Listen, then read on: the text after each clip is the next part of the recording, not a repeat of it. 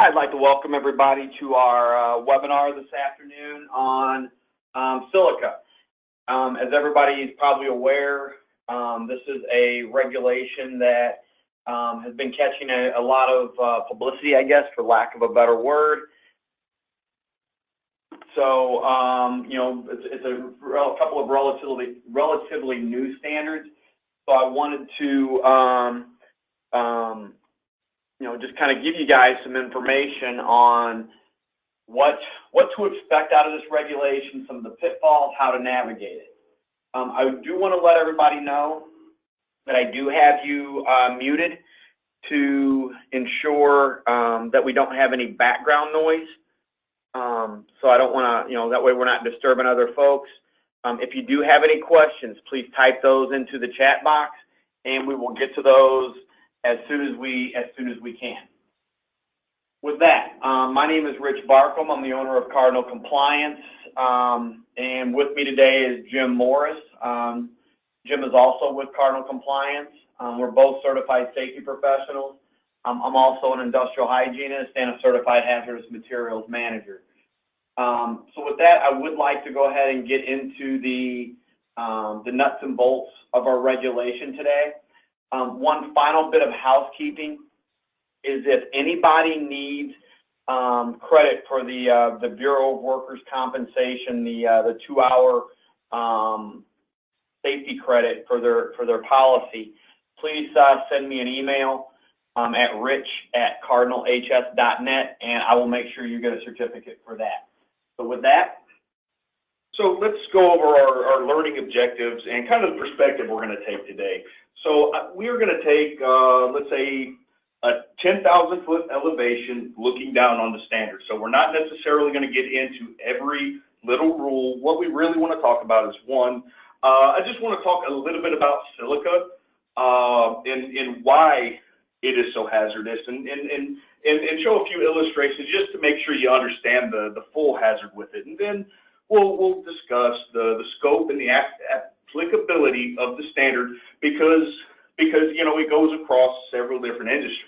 And then on top of that, we just want to highlight some of the changes to the standard and some of the basic requirements you're going to have to follow if you have exposures. Now, what is silica? Well, very simple. It's really just quartz. That's all it is. And you can see the picture on the right. That's silica under electron microscope. So silica is very small, and as you can see in the picture, it's very jagged. It can cut through tissue and do a lot of damage in your lungs. And you know, if you're exposed to it repeatedly, it does become potentially fatal. Now, again, why is it so hazardous? So the upper respiratory tract and even your nasal cavities, they're actually designed to filter out dust. All right, all of the mucous membranes will catch it, it will stick, and you're protected to a degree. Now, when we talk about silica, this is respirable, and what that means is it is so small that it is able to get through your nasal passages, it's able to get through your upper respiratory system and into your lower respiratory system. So take a look at this illustration right here. So fine beach sand. So that is 90 microns in diameter. All right, it's not much bigger than a human hair. So this is fairly small. Now, if we look at dust and pollen, and that'll be the little blue spheres on your screen, dust and pollen and mold in general is going to be about 10 microns across in diameter. Now, if we go one step smaller, combustible particles and organic particles, all right, or I'm sorry, organic compounds, those are 2.5 microns in diameter. Now, silica ranges from 0.5 microns to 3 microns, with 1 micron and less being the size that typically leads to health problems. So if you look at how small that is, and you know, you can start to see the hazard in it and how the damage it can do in your lungs. Now, remember this, you can't tell visually, is that just dust or is that silica? So it becomes one of those potential injuries or illnesses where you don't necessarily visually recognize it. And on top of that, if you're not seeing immediate effects, you're not necessarily, it's not going to be in the forefront of your employees' minds. So this video here, it just does a really good job of visually showing how silica makes it into your lungs and the damage it can do. So we'll go ahead and let this roll. Silica. It's one of the most common substances on Earth. It can be found in materials like sand and rock, and building products like concrete and brick. When a worker cuts, grinds, or drills materials that contain silica, dangerous crystalline silica dust is released into the air. As the worker breathes, silica crystals flow into his mouth and nose and down the air passages deep into the lungs.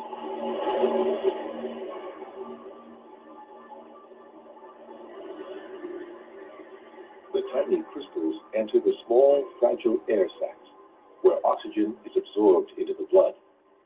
Immune system cells, called macrophages, engulf and try to dissolve the crystals, but they are unable to. Over time, more and more crystals build up inside the macrophage cells. The macrophages carry the silica into the walls of the lung, where they die. Scar tissue forms around the dead cells and spreads as more cells die. This damage can continue even after the exposure to silica stops. Eventually, so much scar tissue forms that the lungs can no longer function.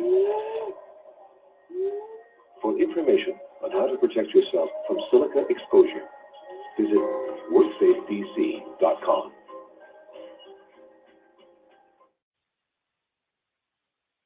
And so, and like I said, that just gives a really good visualization of how silica enters into your lungs. And, you know, a lot of people may think, okay, well, we finished with blasting, we finished with cutting.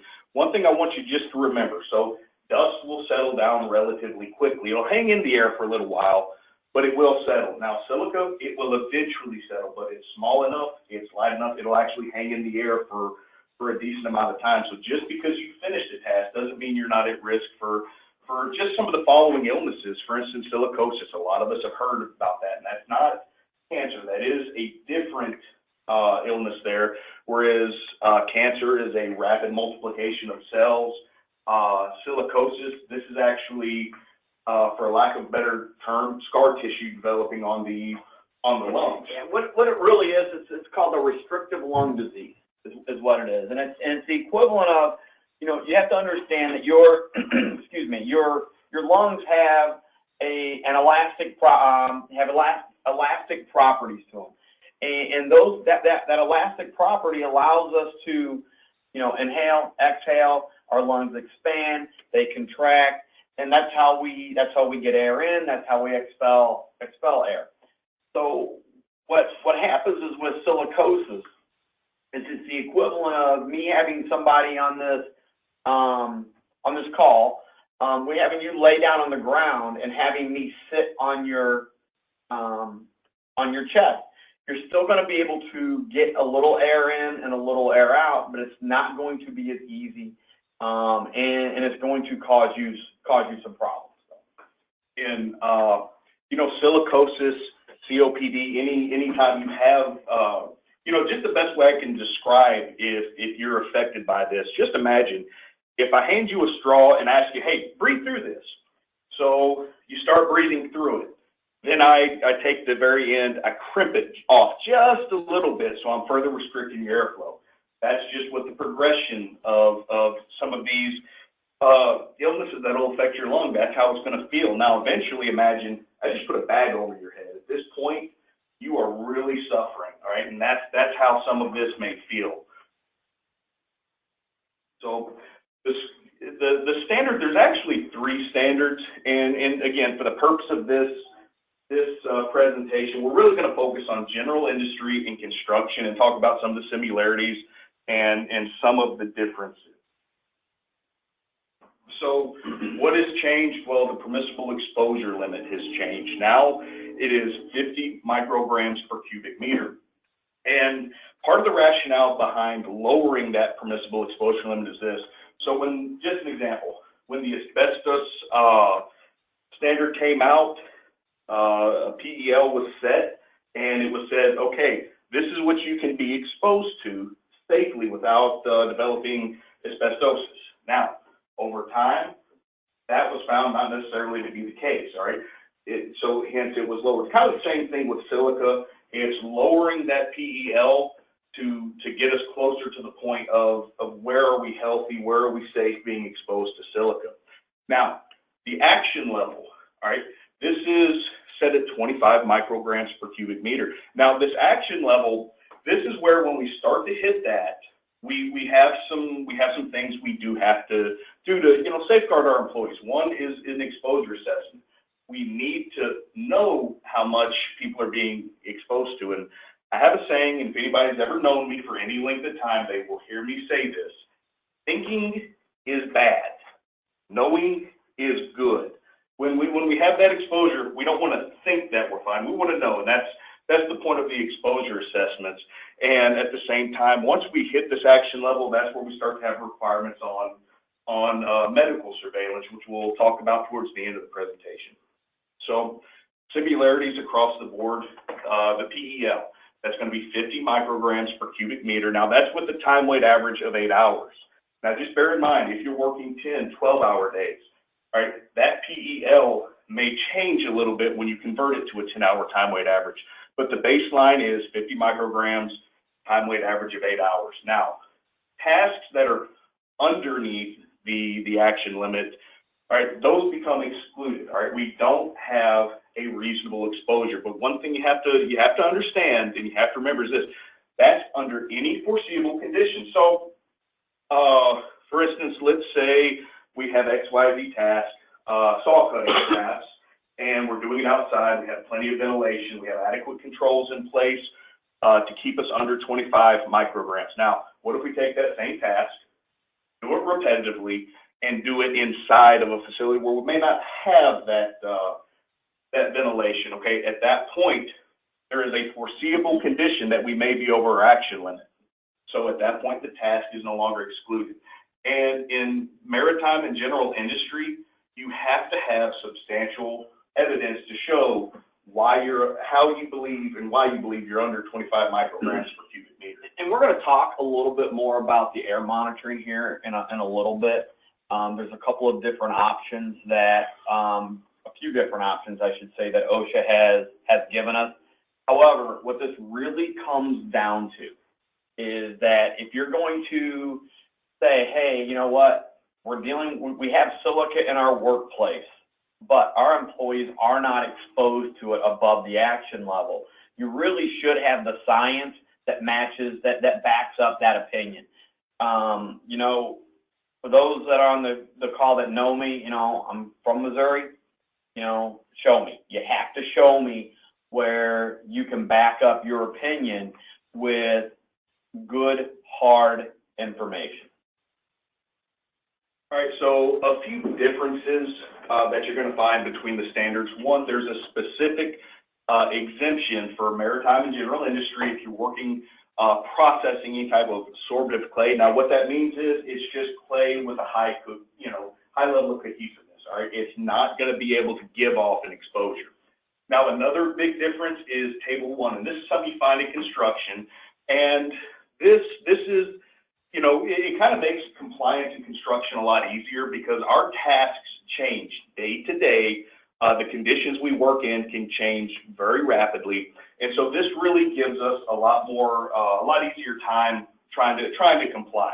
And you'll find Table 1 mainly in construction. You will find references to it in the general industry and maritime standard. All right.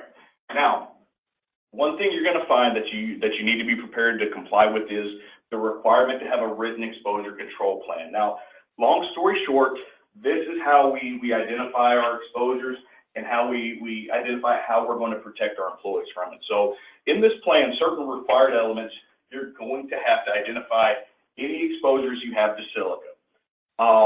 And that's going to be listed on a task-by-task basis or a process, by process basis. Now, you're going to have to specifically identify how you're going to limit an exposure to silica.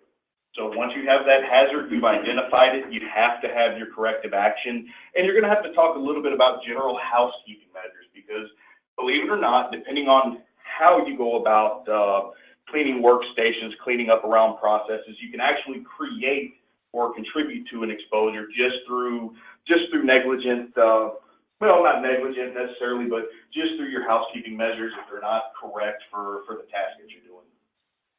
Now, other things that have to be added, one, restricted areas, all right? You're going to want to identify how are you restricting your employees who do not need to be in an area during the task.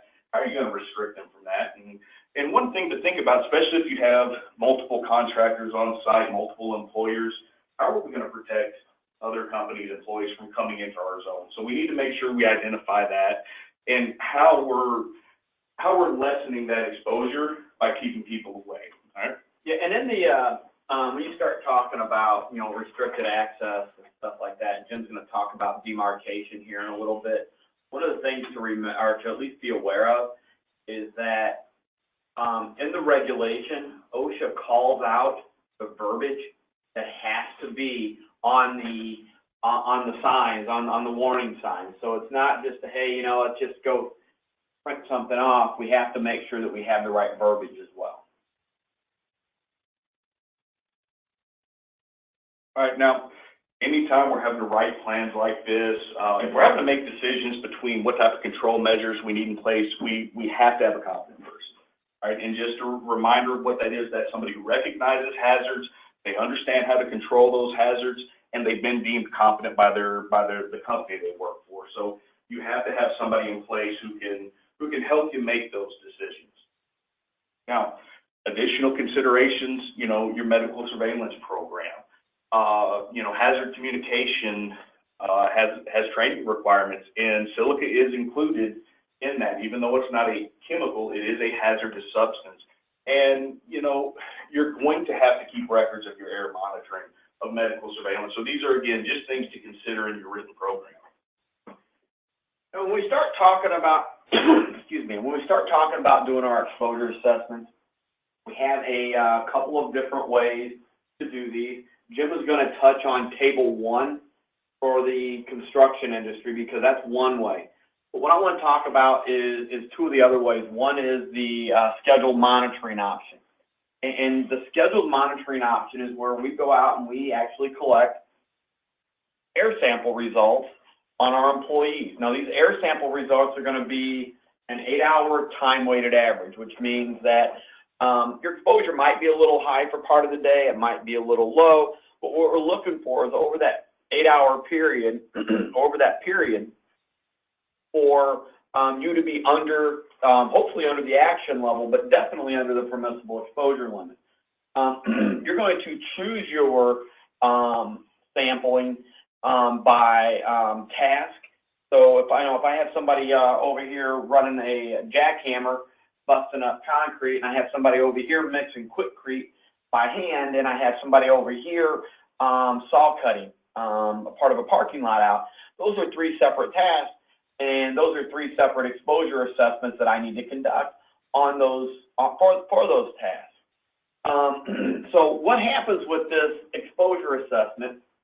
And this is definitely, guys and ladies, if you're going to do this, you have to do it right the first time, which means you need to take a look at what you're doing and start looking at your engineering controls, such as wet methods or vacuums or things like that, or substitution of materials, stuff like that. Because what happens is, if I am above the action level, but I'm below the permissible exposure limit, I am required to now retest my employees every 6 months. And we're going to get into what's required with the action level, permissible exposure limit, because it's not all in for everything. So if I'm above the action level but below the permissible exposure limit, I have to retest at 6 months, and I have to continue down that path, and I can't pull my folks out of this program or those tasks out of that program until I have 2 consecutive readings that are below the action level. And then I have, you know, if I'm above the permissible exposure limit, I need to conduct that monitoring for every 3 months, and the same rules apply. Now, it's important for you to understand when we have to redo our monitoring, and it really comes down as to when those tasks materially change. For example, I'm mixing, let's just say mixing quickcrete or mixing concrete by hand, and I'm using a certain, you know, brand of or type of sand. It's got a silica content of, say, 30%. I don't know. And we do an exposure assessment, and the exposure assessment comes back and says, you know what, the way we're doing it, we're great. We don't need to worry about anything.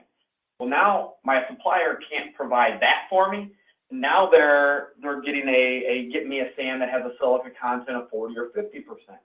New product, new exposure assessment. Now, with where this becomes important for us to drive those numbers down and to do this monitoring, and like I said earlier, put the science behind the opinions, is we're below the action level. You don't have to worry about this stuff, right? You don't have to worry about exposure control plans. You don't have to worry about medical surveillance. You don't have to worry about demarcation of your stuff, all the stuff Jim's going to talk about. If you're above the action level, you have to start worrying about that stuff. And then if you're above the permissible exposure limit, then you're getting into some pretty heavy-duty engineering controls, some pretty heavy-duty, what's the word I'm looking for? Heavy-duty engineering controls, heavy-duty respiratory protection, that type of thing. Our second option is our performance option. The performance option is where they've written it into the regulation. I'm going to tell you what what OSHA regulation says about this, and then again, the folks that know me really well know that I have no problem giving you my opinion. Okay? So what OSHA says is with this performance option, employers can characterize their workplace exposures on their own. It requires objective data, which means it requires previous data, and it also, you know, can take into consideration experience, training, visual observations, all that stuff. That's what OSHA says we're allowed to do. What I'm hearing and kind of what I'm starting to see a little bit is if a company is going to go down that path, what they come up with has to be compelling. And by compelling, it means you have to be able to back it up. And it can't just pull something out of the air and say, hey, this is what I think. You have to have some good rational thought, okay? That's why when I talked about earlier about our options, and I'm talking about, you know, that science behind our opinions, science doesn't lie, okay? So it's easier to prove what you know if you just take the time and maybe spend a few bucks and get that sampling done, because then you don't have to worry about, hey, this is my opinion. Don't have to worry about a compliance officer coming in and saying, you know what, I don't buy your rationale. I don't buy your train of thought. While this is certainly an option, I'm telling you, this is not an option that I would recommend most people take. Now, where this could come in, if you are really in the business of concrete, it might be able to use this a little bit. But I would really steer clear of this option if at all possible. One of the other things that we've seen with this regulation, one of the things that's different is, you know, we have other regulations, asbestos, lead, cadmium, arsenic, those that require me to make notification to my employees when I have air monitoring, okay? And what we've gotten away with in large part is, you know, just posting results in the break room, in the lunch area, on the job trailer, stuff like that. Well, OSHA's seen fit to kind of plug a little bit of a gap there, is because when we do that, we don't give explanations. Okay, we're not explaining what these results mean, and that's really the important piece of of this is educating our employees on, hey, this is your result. This is what it means. I mean, this is what we're doing to take place, to fix it. So what OSHA has done now is we are required to notify our employees within 15 working days of the completion of the assessment, okay, which means we do the monitoring, we send our results off, we get them back in 5 days, we take a look at the data, we have to notify them in writing within 15 working days. And we are required to notify them individually, which means now I have to sit down with Jim here and say, Jim, look, this is your exposure assessment, and these are the actions that we're going to take to either keep your exposure low or to get it down to an acceptable level. All right, so table 1, and I mentioned this earlier, this is somewhere where the Silica standard becomes a little bit easier in your decision making for at least the construction industry. So the table I have in front of you, and this is just an example of it, there's a lot more tasks listed than just these 3, but what you're going to find is tasks that are almost universally conducted throughout the construction industry, not necessarily your scope of work, but throughout the construction industry. Now, if you're following table 1, and you'll see that there are several, there's a couple columns that cover our engineering practices, our engineering and work practices that address respiratory protection. If you're following these, you do not have to conduct exposure assessments, and the reason for that is this: there have been studies on these tasks, sampling has been conducted.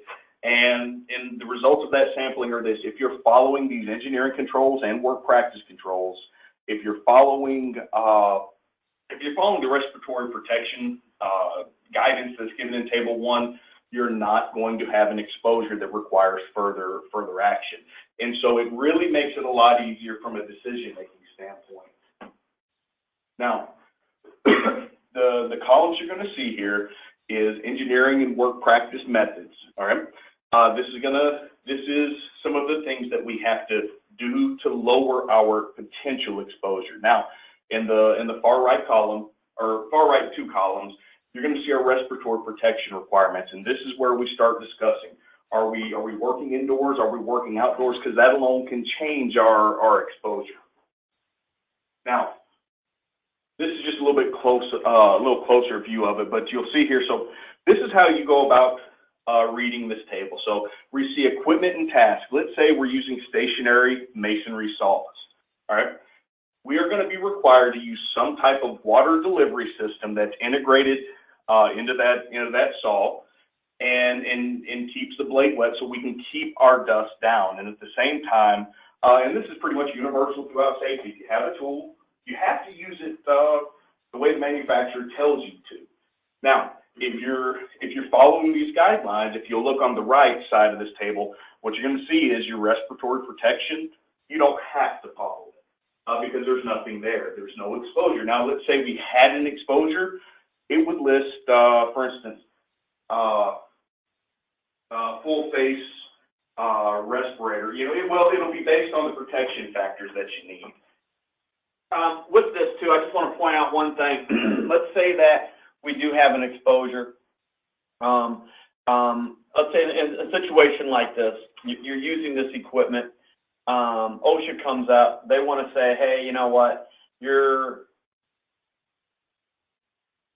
Show me your data, okay? You pull up table 1 and say, look, you know what? We don't need to because, we're using a saw equipped with water, with an integrated water system that continually feeds water to the blade. According to your table, you don't need to have respiratory protection.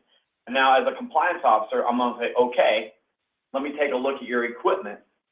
And if it is not well maintained, because one thing Jim didn't, it's up here, but he kind of skipped over it again a little bit.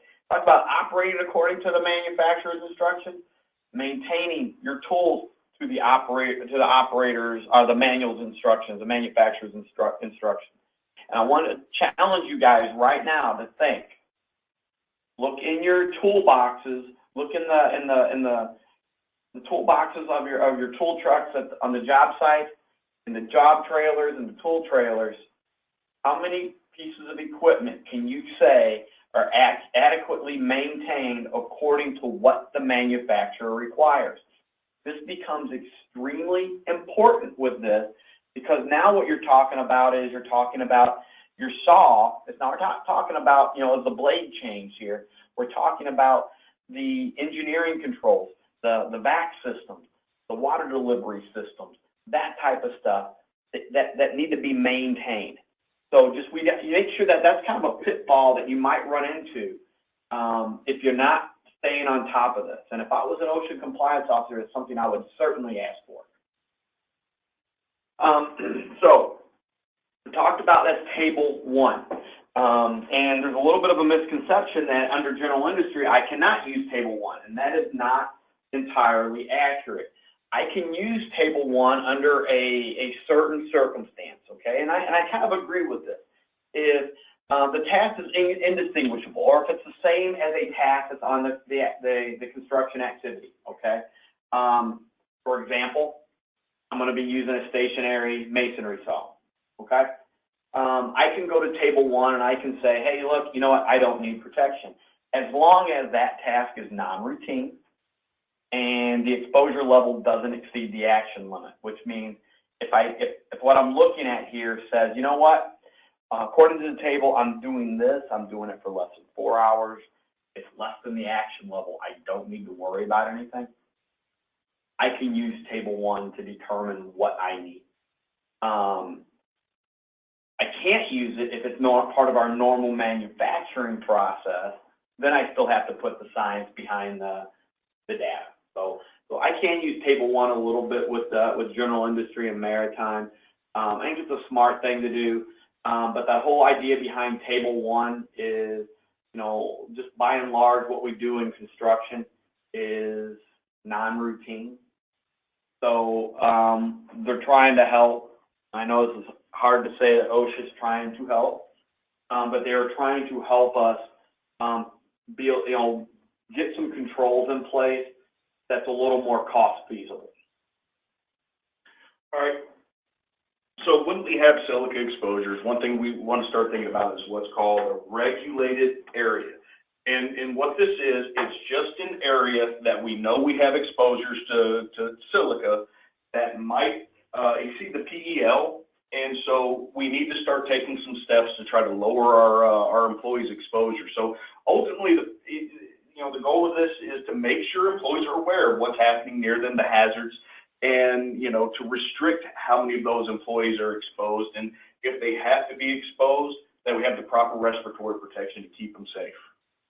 Now, Rich had mentioned this earlier, right? If we have a regulated area, we do need to separate that from other areas, and we need to make sure that it's visually clear at what point do I cross that threshold where I may be exposed. Now, regulated access just means that we are restricting access to people who are authorized. These are people who, you know what, they have training, they understand the exposure, they understand the steps we're taking to try to minimize that exposure, and they have the right respirator to protect them if we're at the point of needing respirators.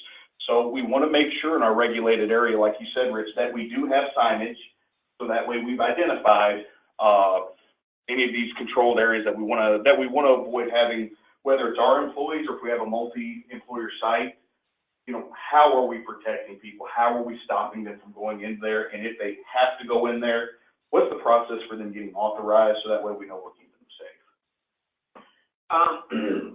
Once we start looking at our exposures and we're above the permissible exposure limit, we are going to start looking at the possibility of respiratory protection. If we can't use engineering controls to drive down those exposures, this is kind of our last line of defense. I just want to kind of talk about here is the level of respiratory protection is largely up to you guys. And what I mean by that is it's largely up to you as how well you do at controlling exposures. Because if you don't do a good job of controlling exposures, depending on what you're doing, SCBAs may not be out of the question, okay?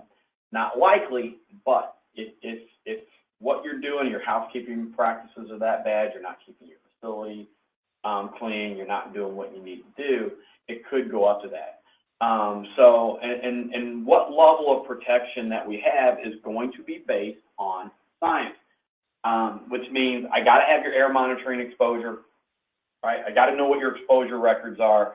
We have to know what our levels in the air are, and I compare that with the permissible exposure limit. And if I, you know, based on how far above that permissible exposure limit my air monitoring results are, that determines what level of respiratory protection I need to be in. Now, housekeeping can actually contribute to an exposure, and this is something you need to think about. All right, so for instance, there's been a lot of, or I've heard a lot of talk, especially in construction, about sweeping, and it has to be a wet method. Now, wet methods are always the preferred means of controlling a silica exposure, just for the fact that if it's wet, it will not become airborne, and that helps keep us, again, from having that exposure.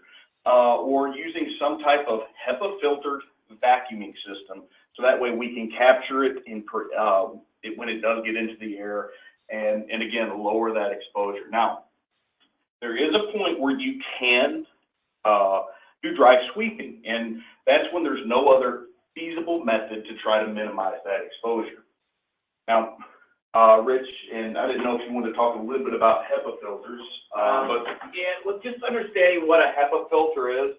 When we start talking about vacuuming, this isn't going and getting your Dyson off the shelf or anything like that. What a HEPA filter is it's a filter that is 99.97% effective against 0.3 microns or less.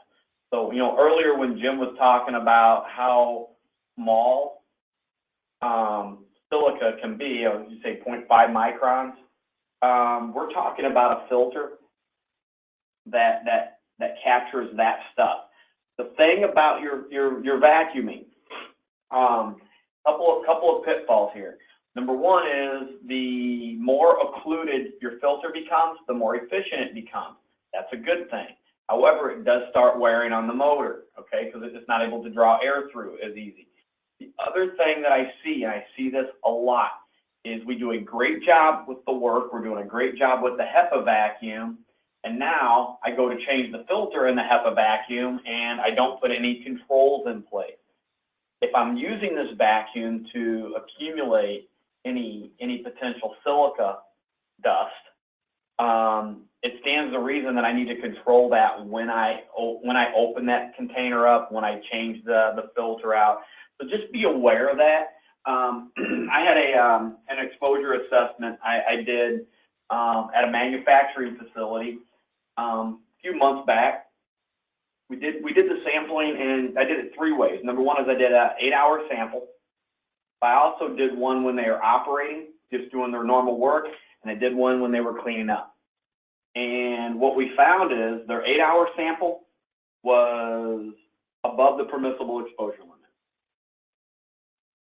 Their 7-hour sample of just operating was below the action level.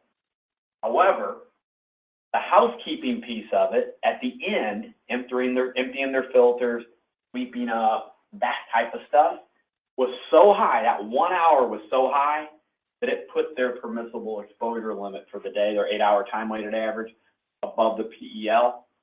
And guess what? So you know, you just be aware of that sometimes, as Jim talked about earlier, the housekeeping can become your biggest issue. now we've all been guilty at some point or another of using compressed air to clean up. And just an example, so we get dusty, our clothes are just an absolute filthy mess. You know, it's really easy to grab to try to hose yourself off a little bit with some compressed air. Now bear in mind, you're reintroducing that dust potentially with silica back into the air, right? That creates an exposure unto itself, you know, and that's, you know, if you think about it, that's almost like a second exposure. Now, it is possible to use compressed air to clean up, whether it's a workstation, whether it's just trying to dust yourself off. Now, if you have a ventilation system that is capable of capturing that dust, that silica, and lowering your exposure levels, then you can do that, or if no other alternative method is feasible. And remember, that's a really easy excuse to try to use to not take action. But back to like what Rich said earlier, you're dealing with a compliance officer, you're going to need some compelling proof. And if you're just saying, well, I don't see an easy method to comply, that's not going to cut it at that point. Medical surveillance is required. We're going to talk about compliance dates here in a little bit, okay? But medical surveillance is required anytime you have somebody over the action level, okay? What we're looking at there is there's a baseline examination that's required for each worker that's going to be exposed at silica at or above the action level for 30 or more days per year, okay? So look, what they're saying is it's just a one-off type of thing, or you're not doing something very often. You don't have to worry about the medical surveillance stuff. You still have to do your exposure assessments. You still have to protect your workers, but you don't have to take it to this level. And there are some very detailed requirements for a medical examination, things like pulmonary function tests, chest x-rays, stuff like that. One of the things is it is possible that, they might refer you out to a specialist for follow-up exams. You have to do these exams every 3 years, so it's not an annual requirement. It's an every 3-year type of exam. And I do need to make sure that I get any employees that are leaving. I need to get those, do an exit exam on them. Now, this is a requirement by OSHA, but it's also a great piece of insurance for you, because what you want to know is, especially if anytime you're exposing your employees or potentially exposing your employees to any type of hazardous substance, you want to know what they are, what they're, where they are medically when they walk out the door. That way you're not buying a workers' comp claim later on down the road and have very little defense. So please make sure you do the medical exams and don't forget that exit exam. Now, as I mentioned earlier, silica does fall under the hazard communication standard, and so you're going to see a lot of requirements that should be very familiar to you. If you're going to expose somebody to something that's potentially hazardous in the workplace, you need to make sure that they understand what those hazards are, and how we need to, what we need to do to work safely. And so, some of the things we're going to need to train employees on with silica is how are we detecting it? How are we conducting our exposure assessments? And that can be as simple as, in construction, we're following table 1, or we're going through a cycle of air monitoring to verify that we're maintaining, safe levels, all right? And at the same time, following our SDSs, following all the same things that you would have in HAZCOM. Now, you want to make sure that you document this in any written exposure plans, or just in your standard operating procedures. And one thing you want to make sure, and it's very easy to conduct training and then say, and just assume, hey, everybody understands this. You want to make sure people understand the standard and how it applies to them. Now, certain concepts that employees have to understand, as I've already said, the health hazards, where they have those exposures, and what control measures that we're taking to prevent it, whether it's engineering, whether it's work practice, respiratory protection. They have to understand how we're protecting them. And they need to understand that, they themselves may be competent regarding silica, but we have a need for a competent person who will help us make decisions and hopefully make the right decisions on how we need to protect people. And again, they need to understand the medical surveillance program, the purpose of it, and the compliance issues that we as an employer owe them to keep them healthy, keep them safe. As far as record keeping, we need to make sure we're keeping on top of all of our air monitoring data. That is considered our medical surveillance data. So any exposure measurements that we take regarding respirable crystalline silica, we need to keep. Any objective data, remember that performance option for exposure monitoring? We need to make sure we keep on top of that. and then also our medical surveillance records, any physical exams, any physician determinations. So make sure we're keeping all of that information. With that, that's all we have for our webinar today. If anybody has any questions, please, you can either contact us directly or type those into the chat box. With one of the other things I want to mention, is that we do have some additional classes coming up. We have a larger class where we get, or a bigger, more deep dive, longer class into crystalline silica. March 28th, that's next week, at Northwest State Community College in Archbold.